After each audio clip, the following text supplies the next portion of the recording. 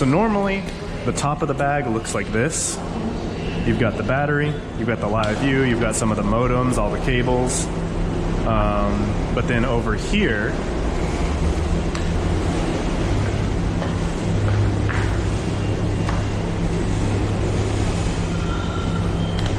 you've got these side zippers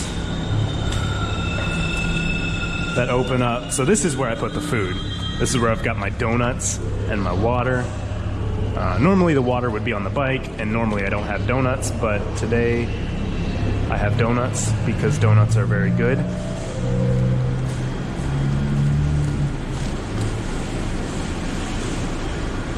That's a train arriving though, so let me get out of the way, hang on.